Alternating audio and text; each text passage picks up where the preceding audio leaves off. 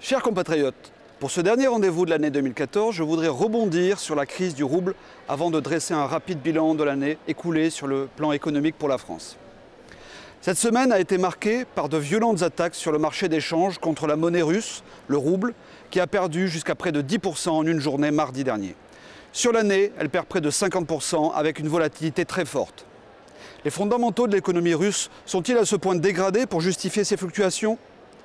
La Russie et son territoire immense contrôlent des réserves considérables de matières premières indispensables à l'économie mondiale au quotidien. Or, ces ressources ne se sont pas évaporées. La Russie les contrôle toujours. Les besoins à moyen et long terme n'ont pas disparu non plus. Une baisse temporaire des cours des matières premières et de leur demande peut justifier une baisse de la monnaie, mais assurément pas son effondrement.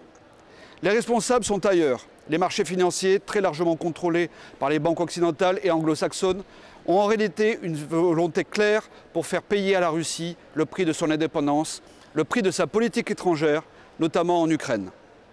Plus encore, on pourrait y voir une sanction contre les gouvernements qui achètent des stocks d'or et non plus de la dette américaine ou du dollar. C'est précisément ce qu'a fait la Russie, comme la Chine, depuis plusieurs années, déstabilisant ainsi le dollar. Ce sont donc les mêmes intérêts occidentaux qui aujourd'hui orchestrent la chute d'une monnaie souveraine, compromettant précisément la stabilité du système international. Ceci m'amène à anticiper sur le plan économique l'année 2015 en France. Sans jouer les mauvais oracles, il est raisonnable d'y voir une année à haut risque. Un grand nombre d'indicateurs macroéconomiques témoignent en effet de la difficulté de la situation. Au niveau de la France, nos finances publiques sont exsangues entre la dette qui a franchi les 2000 milliards d'euros de dette et un déficit qui reste à un niveau trop élevé. La notation de la France a encore été dégradée cette semaine par l'agence Fitch. Les recettes fiscales ne rentrent pas, notre croissance économique est quasi nulle et le risque de récession structurelle nous menace. Notre balance commerciale est encore dans le rouge, comme chaque année depuis la création de l'euro. Le chômage de masse ne diminue pas, comme ailleurs dans la zone euro, il se caractérise par une augmentation des chômeurs de longue durée et une aggravation chez les jeunes notamment. L'investissement, gage des revenus de demain, est en panne depuis bientôt 7 ans. Mais la situation s'accentue encore. On peut hélas raisonnablement s'attendre à des événements critiques en 2015. La question est de savoir d'où ils partiront. La France et la zone euro en général sont vulnérables à plusieurs titres. Sur les taux d'intérêt tout d'abord. Une hausse des taux d'emprunt serait dramatique pour financer les quelques 200 milliards d'euros de besoins de financement de l'État par an. Déjà étranglée par la dette et ses intérêts, la France, dépendant des marchés de capitaux, pourrait se retrouver totalement submergée. Face à cette situation préoccupante, l'espoir politique existe. Au cours de l'année 2014, le Front National et ses 23 élus à l'Europe a fait une entrée massive au Parlement européen après avoir pris 13 mairies avant.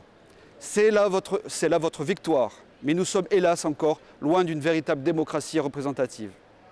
Mais le système français, taillé sur mesure pour les partis au pouvoir depuis 40 ans, commence à se fissurer. C'est la preuve que nous incarnons désormais la véritable alternative face à l'UMPS disqualifiée par leur bilan désastreux, leurs affaires et leurs querelles de personnes. Les élections départementales et régionales qui se tiendront en 2015 doivent marquer le passage de certains exécutifs locaux au Front National. Mobilisons-nous pour ces échéances électorales importantes. Ce sera tout à la fois une évolution historique et un pas vers une autre politique patriote. La marche vers le pouvoir est au niveau national et irréversible. Chers compatriotes, il me reste à vous souhaiter d'heureuses fêtes de fin d'année et en particulier un joyeux Noël. Je vous donne rendez-vous au début janvier. À l'année prochaine!